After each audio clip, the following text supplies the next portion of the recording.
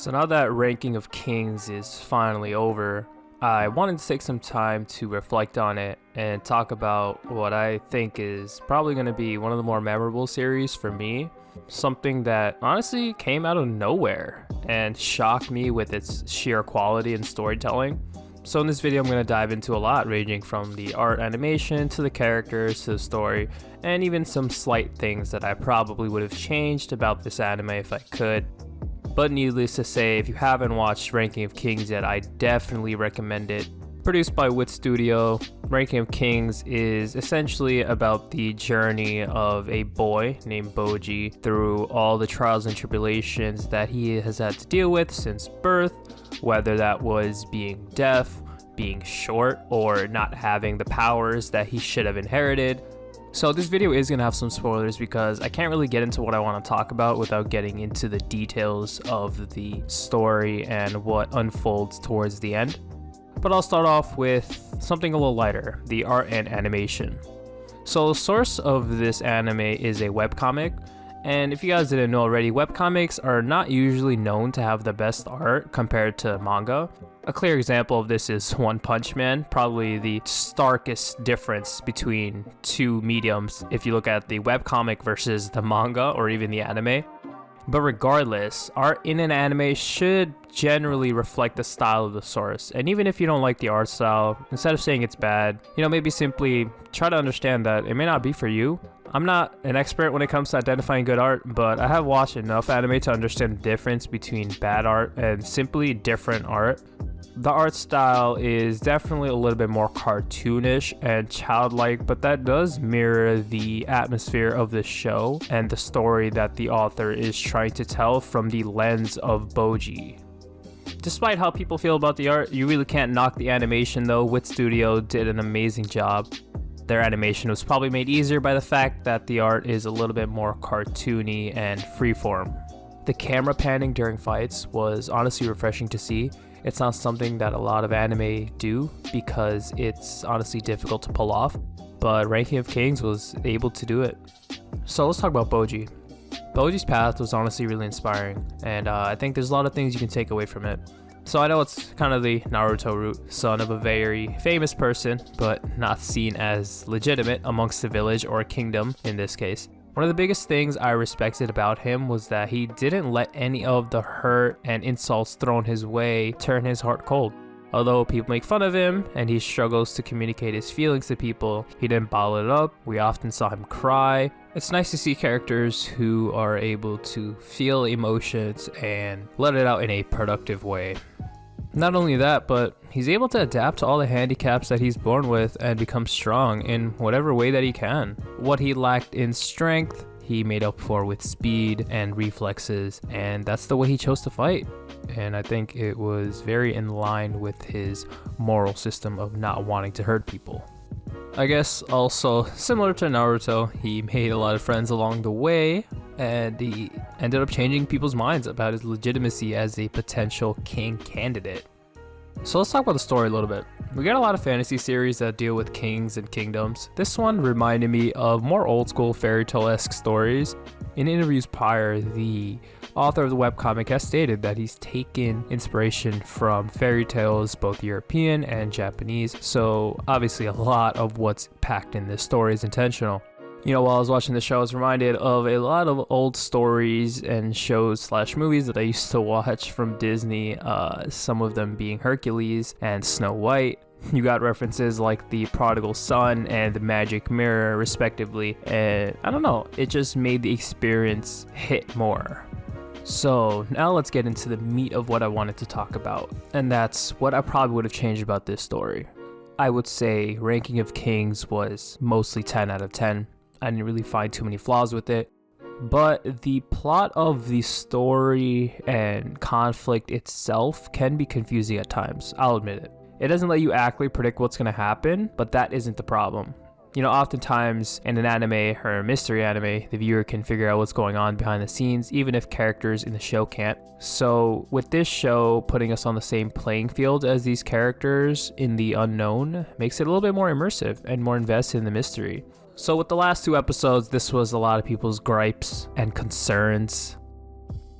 Basically, everyone just forgave Miranjo at the end. She tried skill healing, take down the whole kingdom, and even killed Bojji's mom in front of him, and he forgave her with very little resistance. In fact, I would say he had more second thoughts about forgiving Domas for attempting to kill him than someone who killed his mother, again, right in front of him.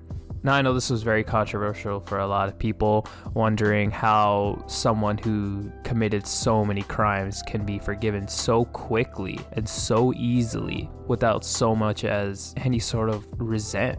Now, I understand that the message that the author's trying to send is that of rehabilitation versus punitive punishment, but I think it's lost in the fact that he was prioritizing giving every one of the characters a happy ending.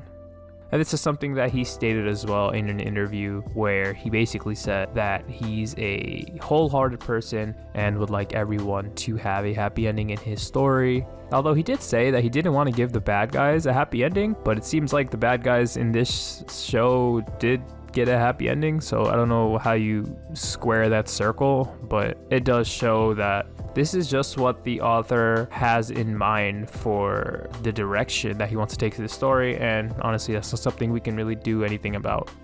After reading that quote, it really made me look at the story in a new light, because I also had a few problems with how people were getting injured and getting healed right away. It made it seem like no one was actually going to die and there wasn't going to be any consequences for getting into any fights. Now, another thing that people were confused about more than anything was Daida asking Miranjo to marry him.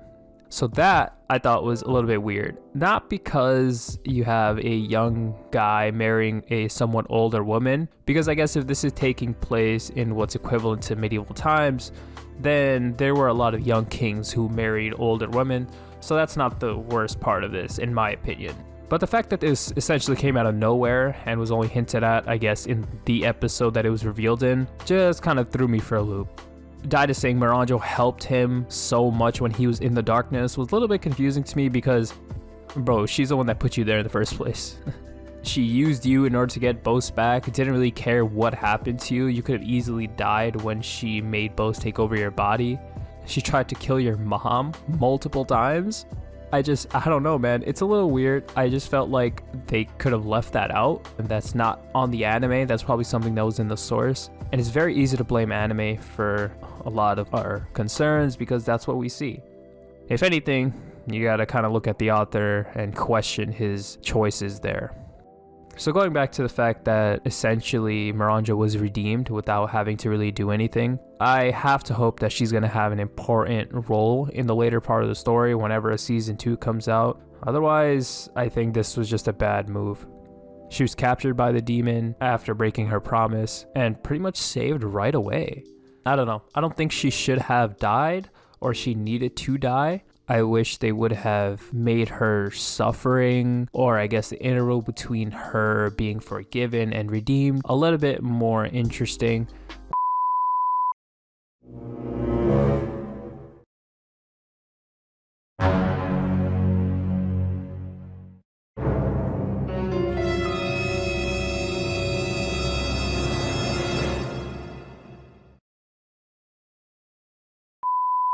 That by itself doesn't make my enjoyment of the series drop that much, but it definitely makes me think how much better this season could have ended.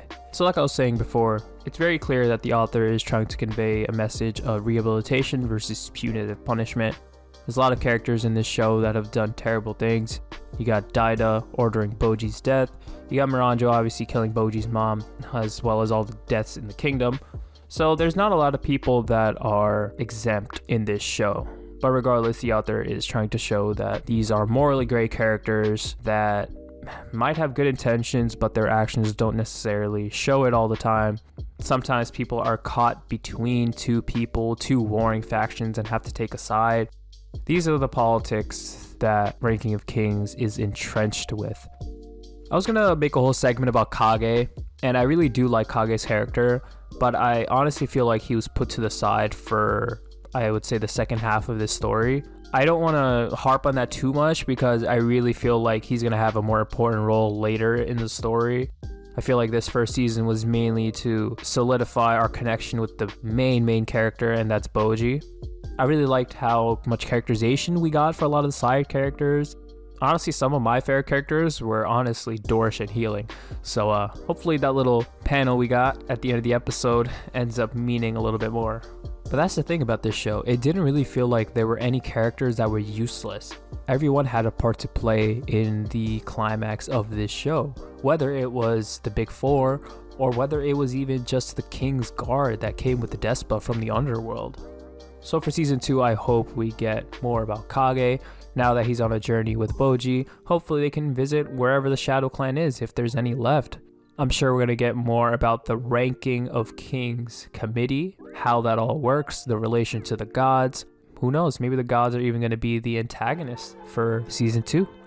I hear that there's not enough content for season 2 yet from the webcomic, so it might take a little longer than we originally thought, but I have no doubt that we're going to get it at some point. Wit Studio, man. They've been going through so many of their issues, and yet they've still managed to put out so many gems of anime in recent years, and this just adds to that list. So hopefully as they're going through their struggle, they can come out better for it, because the worst thing you want is an anime studio go bankrupt and disappear.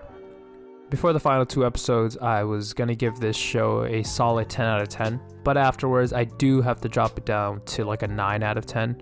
And that's okay, because not every anime is going to be perfect. It's very rare that you find that 10 out of 10 anime. At least for me it is.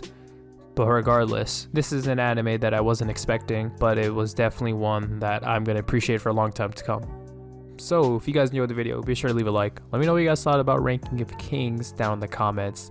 Really wanted to talk about this show just for a little bit longer, considering how much I enjoyed it and how dry I felt like this anime season was outside of the mainstream favorites like Attack on Titan and Demon Slayer. So yeah, hit that sub button, guys. I'd appreciate it a lot. It helps me a ton, and I will catch you guys on the next one. Peace.